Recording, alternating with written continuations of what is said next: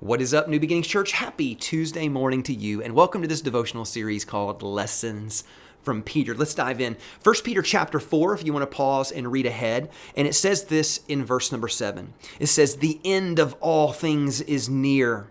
Therefore, be alert and of sober mind so that you may pray. Above all, love each other deeply because love covers over a multitude of sins. Offer hospitality to one another without grumbling." I just love this verse here. I loved the idea. I'll give you a few ideas. The end is near. He wrote that 2,000 years ago, by the way. I think Christians can sometimes get caught up in being too fixated on knowing the when and not just having the hope in our hearts and then living as if he could return at any point in time. I think, that's the old question is that if you knew Jesus were returning tonight, would you go drastically change things about your life? Because if you would, you're living with presumption. Like that's a terrible way to live life. So no, we should always live with the hope in our heart that Jesus might return and will return, and we should live that way. But Peter clearly has a different view on time. He's the one who quotes from the book of Psalms that to God, time just works differently. It's like to him, like a day is like 1,000 years, and 1,000 years is like a day. So the end is near. Does that mean this week, this month, this year?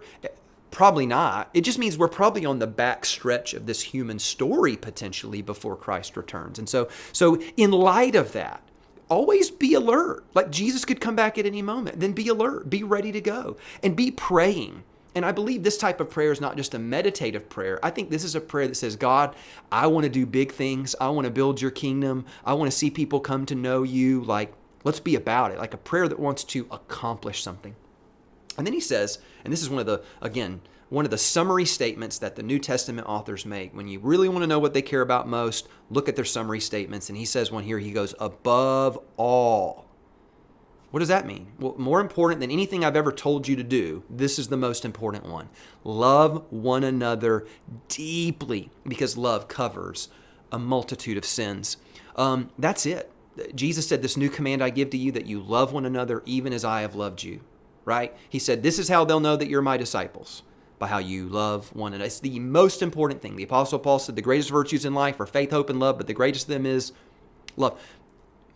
So this is such a big deal that we never want to miss and lose sight of this, is that my greatest mission and purpose in life is to love people. That is the supreme ethic of all of life. And then he says something at the end there that I think is worth meditating on. He goes, love each other deeply because it covers a multitude of sins. Because it covers a multitude of sins.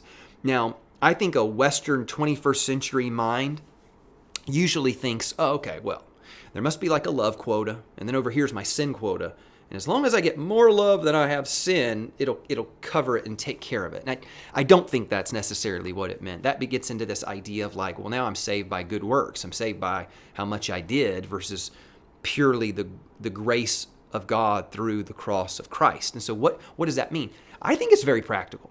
Watch this. Become an unbelievably loving person.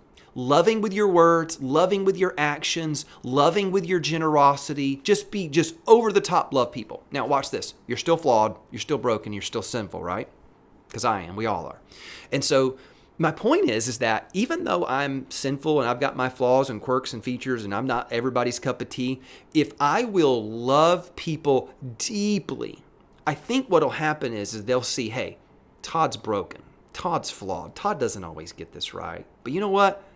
I'm going to give him the benefit of the doubt because I think that dude really, really loves me. And now what you're seeing is this, is that the power of my love is actually overshadowing some of the weaknesses in my soul. And in doing so, what does that do? That helps other people be patient with me, be merciful towards me, helps me to get along well with others, and in light of that, thrive in my relationships. And so my big encouragement to you is this: let us be a people that love so deeply that even when we are quirky, weird, flawed, sinful, even a bit foolish, that our love so outweighs that people know, hey, they might have made a mistake here. They might have misspoke here, but I know that they're genuinely a loving person. That's a powerful thing. And so, Christ followers, let us be a people who follow that command seriously, to love one another deeply. Church, I love you so much. God bless you, and I will see you tomorrow.